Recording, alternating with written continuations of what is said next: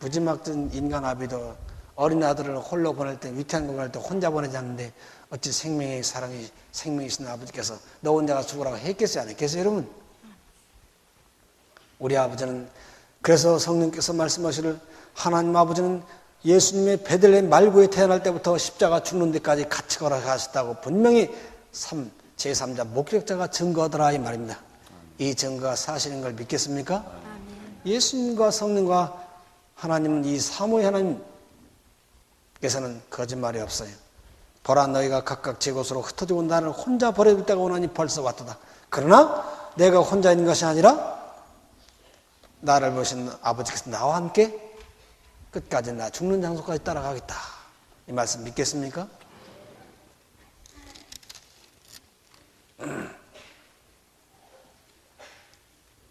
자, 그 하늘의 상하궁전에서 미천한 짐승밥을 먹는 인간집에 태어난 예수를 바라본 아버지의 그 가슴 아픈 가슴. 예수님이 희생은 십자가 희생했지만 아버지 희생 하늘에부터 아들을 내줄 때부터 벌써 그 가슴은 파열되기 시작했고 찢어지기 시작했어요. 예수님의 희생은 이 세상에서 시작됐지만 아버지 희생 하늘부터 시작됐다 이 말입니다.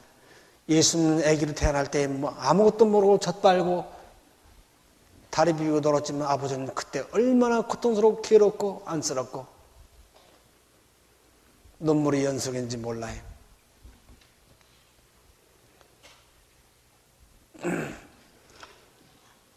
예수님은 공생애를 마치고 마지막 밤 자정에 잡혔어요. 잡혀서 빌라도의 법정에 끌려갔어요. 거기서 온갖 누명 집었었어요. 예수님은 가정 파괴범이었어요. 예수님은 연보 도적, 11조 도적이었어요. 예수님은 국가 반역자였어요.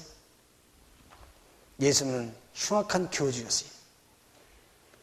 국가에도 도도 안 되고 종교에도 안 되고 사회도 도도 안 돼. 이건 완전히 없어야 돼. 그리고 예수님은 얼마나 창녀집만 쫓아다니는 사람이에요. 마리아가 흉악한 창녀 아닙니까? 장가도 못 간 총각이 맨날 그 집만 찾아가는 거예요. 이건 도저히 이런 자가 수천 년 동안 예언한 메시아? 말 같지 않은 소리예요. 왜 예수님이 가정 파괴범이냐? 너희가 나를 따라오려면 자식 버리고 부모 버리고 남편 버리고 아내 버리고 자기 소유 다 재산 버리고 자기 목숨까지 버리고 나를 따라오면 따라오고 그 사람 못 따라온다. 다 버리고 따라오라. 자, 아내 버리고 남편 버리고 자식 버리고 부모 버리고 가정 파괴됐어요? 안 파괴됐어요? 파괴됐어요? 안 됐어요? 그 가정 파괴라 이 말입니다. 이런 가정 파괴 아닙니까? 또 실제로 그렇게 했고 또 좋게 남의 목사들 벌어먹는 11조 임금 엄청 들어간 걸 수천 명 거 전부 자기가 다 받아들이니 도적 아니에요. 신흥종교 다락방에서 국맥도 못 나온 교주가 나와서 싹 걷어들이니 도적이라 이 말입니다. 악질 교주. 또 생애는 장가 안 감내하고 깨끗한 채 하면서 계속 불나게 창녀집만 다니고 우물가이고 어디고 하여튼 여자 만나면 빠지는 사람. 이거 도저히 빌라도 법정 간 무슨 제목 다 씌우고 그 다음 헤롯 법정에 가는 거기서 또 씌우고 또 가야바 법정 간 또 씌우고 또 빌라도 또 씌우고 하룻밤에 4법정을 거친 동안에 얼마 많은 죄의 양이 씌웠는지 그렇게 선생님 죽어도 선생님 따라갈 겁니다. 저는 선생님 끝까지 사랑할 겁니다. 하던 제자들이 선생님의 일생의 생애가 수사관들이 조사한 것을 다 펼쳐놓으니까 얼굴이 붉혀서 저 사람의 저 흉악한 추잡스러운 교주의 제자라는 것이 시인할 마음이 없다 이 말입니다. 그래서 제자들이 아주 다 도망가 버렸어요. 너무 창피스럽고 부끄럽고 거기 서 있을 수가 없어요. 그 제목이 쫙 나오는데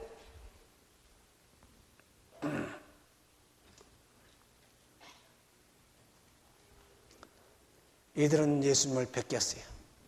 옷을 벗겨놨어요. 그리고서 치기 시작하는 거예요. 이 못된 죄인을 주게 한다고. 자기들을 위해서 피땀을 다 쏟기까지 갈면서 아니라 그 마지막 기도. 먹지도 마시지 않고 기도하신 지 수분도 말랐어요. 이 세상 사형수들은 사형날 진성차로 잘 먹여죽입니다. 그래서 형무소에서 잘 차려놓으면 오늘 내가 죽는 날이구나. 저 친구 오늘 죽는구나. 잘 차려 돌아왔다면 벌써 아는 거예요. 그런데 예수님은 죽일 때 빵 한 조각, 물 한 모금 주지 않고 굶겨서 때려서 죽였어요. 밤 12시 자정에 잡혀가지고 제일 끌고 다니면서 그 인류를 위해서 자기들을 위해서 피땀 흘려 기도한 그 예수님을 뺏겨놓고 로마 채찍으로 치는데, 로마 채찍은 역사적으로 제일 잔인한 채찍이라고 합니다. 갈래갈래 갈라진 가죽 끝으로마다 뼈붙이가 달려있고 쇠붙이가 붙어있어요. 그래가지고 어떤 천장에서도 뺏겨놓고 치면 절도하지 않은, 기절하지 않은 장사가 없었다 했어요. 그냥 살이 푹 썩고 문장면 파이는 거예요. 한번 칠 때마다. 그러니까 파인 데서 생구멍이 돼가지고 피가 흐르는 거예요. 거기다가 36관 되는 엄청난 통나무 십자가를 짊어지고 끌고 가는 거예요. 너무 지쳤어요. 쓰러져요. 그러면 또 쓰러졌다가 막 치는 거예요. 그럼 절도해버려, 기절해버려. 그럼 몰박해서 들어붙는 거예요.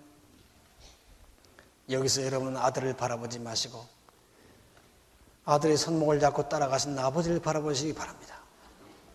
아들을 쓰러질 때마다 같이 그냥 주저앉아서 통곡하신 아버지를 바라보라 이 말이요. 내가 무슨 죄가 있게 이렇게 죽어야 되는가? 죄가 무엇인조차, 하늘에서 죄가 어떻게 생긴 건조차도 모르는 어린 양 예수님이 오셔서 남의 죄를 짊어 그렇게 피트에 쓰러진 아들을 붙잡고 같이 목 나오시면서 아들아 조금만 참으라. 이렇게 한 뒤에 막둥이들이 구원받는다고 해서 다시 일으킨 아버지를 바라보라 이 말입니다. 얼마나 갈갈이 찢어지겠는가. 제가 어릴 때 아주 못된 불량배 아들을 둔 가정이 하나 있었어요. 그 시골서 논밭 다 팔아 대학 가라겠다더니 전부 기생집에 놀아다녀가지고 부모 다 거지 만들었어요. 그 자식이 또 무슨 못된 짓하다가 헌병대 끌려가지고 헌병대에서 막 두드려 맞는 거예요. 그러니까 그것도 자식이랑 엄마가 구경꾼들 틈을 막 치고 들어가가지고 우리 아들 때리지 말라고 나 때리라고 막 그 맞는 아들을 감싸는 어머니를 보았다니 말입니다. 그 못된 짓 하는 아들도 어머니가 그렇게 하는데 죄가 무엇인지 알지 못한 아들이 피튼생이 돼가지고 남의 죄를 지고 쓰러져 절도할 때 그 자식을 붙들고 오신 아버지를 바라보라 이 말입니다. 나중에는 아주 쓰러져 아주 절도해가지고 십자가 질 수 없어서 다른 사람이 저 십자가를 메고 예수님 개 끌듯 피기 없는 예수님을 지지를 끌고 갔어요. 마태복음 27장에 저희가 예수를 십자가에 못 박으니라. 그 끌려가는 아들을 따라가면서 대성통곡하는 아버지를 바라보라 이 말입니다. 하얀 핏기 없는 손, 세상 구원에서 뻗쳤던 그 손을 큰 십자가 형틀에다 대못을 박는 겁니다. 이렇게 흉악한 죄인은 뻘게 벗겨 죽게 한다고. 옛날 십자가 뻘 벗겨 죽이는 십자가 형틀은 가장 극악하고 제일 못되고 추한 죄인들에게만 하는 극형이라고 했어요. 극형. 얼마나 예수님 제목이 많이 쌓였는지 극형에 취해서 이런 더러운 죄인들은 홀랑 벗겨나가 빨개 다 벗겨가지고 죽였다라 이 말입니다. 이때 아들에게는 손과 발이 들어간 못이었지만 아버지께는 가슴 심장 한복판에 처박는 못이었다 이 말입니다. 딱 소리를 단 아버지께서는 심장에 박히는 못이었어요. 참 남편은 별로 정이 없어요. 그러나 그 남편 죽었을 때 그 남편 죽인 칼이 내게 박혔다는 것은 하물며 영원년부터 함께 비둘기같이 의지하고 나오던 아들이 받는 못이 어찌 아버지 심장에 박힌 못이 아니었더라는 말이에요. 그 시편에 보면 개들이 나를 그렇게 했다고. 그 성령의 통곡이 나와요. 개들. 개도 미친 개가 아니고는 주인을 물지 않습니다. 저 세상 종교 안에 참 하나님이 계시지 않는다면 미친 개만 또 못한 것입니다. 여러분 그 흉악한 물에 끼지 않도록 열흘 동안 공부를 잘 하시기 바랍니다. 자, 그렇게 박아가지고 웅덩이에다가 십자가를 갖다 털썩 던지니까 예수님의 신체의 중량에 의해서 사지가 쭉쭉 길게 찢어졌다 이 말이에요. 그때 다시 깨어나가지고 나의 하나님 나의 하나님 엘리 엘리 라마 사바사니 나의 하나님 어찌 나를 버리시나이까 나의 아버지 왜 나를 버리시냐고 그것이 마지막 소리였어요. 그리고 고개를 들고 운명했어요. 여러분 십자가에서 죽으신 예수님은 죽음으로 영원히 고통에서 해방됐습니다.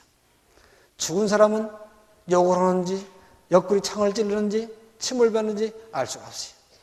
그러나 죽으신 아들을 붙들고 한없이 목 놓으신 아버지를 바라보라 이 말입니다. 어찌 십자가의 피보다 더 지나고 십자가의 죽음보다 더 강하신 하늘 아버지 사랑이 아닌가. 이건 아들의 희생에 피할 수 없는 천만병만배의 희생이라 이 말입니다. 그래서 성경이 정오의 그 밝은 대낮에 예수님이 죽은 십자가 형틀에 검은 구름이 칠흑 같은 구름이 먹구름이 끼었더라고 말씀했어요. 설교들은 잘합니다. 그러나 그 먹구름이 무슨 구름인가는 세상에 아는 자가 없다 이 말이에요. 그것은 바로 벌개벗고 죽은 불쌍한 아들을 먹구름 혼입으로 감싸 부둥켜 안고 목 나오신 아버지의 모습이었더라 이 말입니다. 이 말씀 믿겠습니까? 이건 사실입니다. 절대로 하늘의 참도는 거짓이 아니고 사실 그대로 말할 뿐입니다. 참도는 상상으로 꾸며내는 게 아닙니다. 사실 그대로를 갖다 제시하는 것이 몰랐던 것을 찾아내는 것이 참도입니다. 나는 아들을 붙잡고 나 하나 살리기 위해서 그렇게 목 놓아 우신 아버지 모습을 바라볼 때 나는 얼마나 그 모습을 보고 통곡했는지 몰라요. 우리나라 유교 사변 때 우리는 공산당들이 갑자기 소련제 무기를 들고 침노하에 들어왔기 때문에 맨날 이 남은 맨날 당파싸움 그때나 지금이나 막을 길이 없었어요. 그냥 나가면 죽는 거예요. 소련제 신무기 탱크를 밀고 오는데 이 남한 사람들은 총이나 낡은 대포를 쏘니까 탱크가 씩 웃으면서 밀고 나온다 이 말입니다. 학생들 잡아다가 학도병이라고 대창으로 싸우라고. 그러니 소련제 신무기를 가지고 내려오는 공산군을 당할 수가 없어요. 그 때문에 아들들을 군대 보내면 제대하고 휴가 올 걸 기다리면 제대나 휴가 오지 않고 재뽕다리가 날라오더라 이 말이에요. 전사통지 죽었다고. 우리 예성모님 여가 계세요. 육군 소위 30명이 가는데 27이 다 죽었어요. 그래서 나중에 3명 남으면 3명 둘 다 죽고 하나 살아나왔어요. 그 예성모님 아들이에요. 하나님이 꺼냈다고 했습니다. 한 집에 영장이 나왔어요. 경찰이 오더니 당신은 대한민국 아들이기 때문에 국토방어 의무를 수행하기 위해서 몇 월 며칠 입대하라고. 부모는 다 계산을 했어요. 자식이 커다란해서 20세를 넘으니까 이제 끌려가겠지 계산했어요. 아니라 다를까 왔어요. 그러나 자식이 떠나가는 그날에는 막 초상집같이 대성통곡을 하더라 이 말이에요. 할머니, 할아버지, 부모, 동생, 누이 다 나와서 막 통곡을. 왜? 그 자식이 돌아오지 않을 걸 알기 때문에. 이것이 마지막이기 때문에. 지난번엔 뒷집 아들이 제가 날랐대. 앞집 아들 제가 왔대. 그것을 뭐지? 아들들이 제대하고 오는 아들이 없어요. 한국 사상, 세계 역사상 가장 많이 죽었다고 합니다. 그때까지 이 인류 역사상 그렇게 처참히 죽은 전쟁이 없대.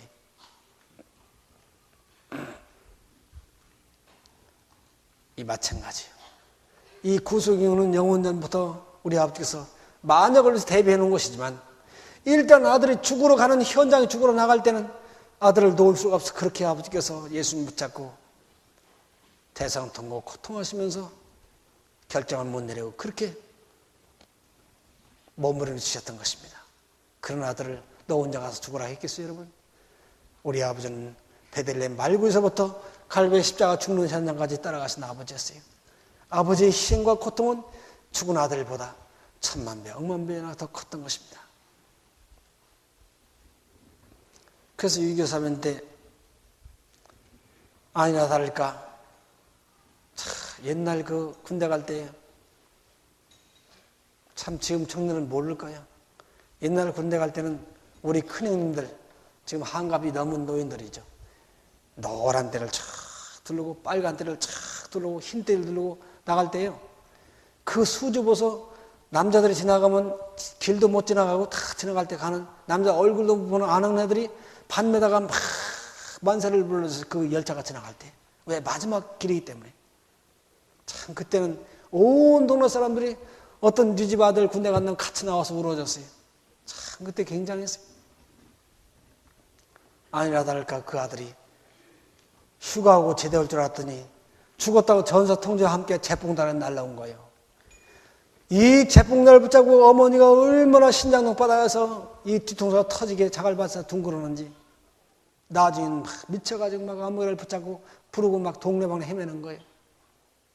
여러분, 그 아들은 총 맞아서 순간적으로 죽었지만 죽은 모습도 현장도 보지 않는 어머니의 고통과 아버지의 그 고통은 천배 만배나 더 컸더라 이 말입니다. 그리고 6.25 사태 때 우리 부모들은 자식이 어머니 나 죽어요 소리요 막 정말 피를 흘리면서 둥그런 건 보지 못했어요. 현장은. 그러나 우리 아빠는 따라오면서 그 현장을 다 보시고 같이 통곡하시던 아버지였어요. 어찌 십자가의 피보다 더 진하고 십자가의 죽음보다 더 강하신 아버지의 희생이 아닙니까? 바로 이 사랑을 우리가 알고 받아들일 때 그것이 우리가 다시는 죄를 짓지 않는 영생의 생각이 되고 그것이 중생이 되더라 이 말입니다. 하나님의 사랑을 이처럼 사랑하사 독생자를 줬다는 것은 이처럼이란 그 단어는 영원토록 우리가 배우고 또 배우고 다 배우지 못할 영원한 공과라고 있습니다. 이렇게 큰 희생을 치르면서 아들 예수를 우리에게 주신 아버지를 여러분은 잊지 마시고 늘 감사하시기 바랍니다.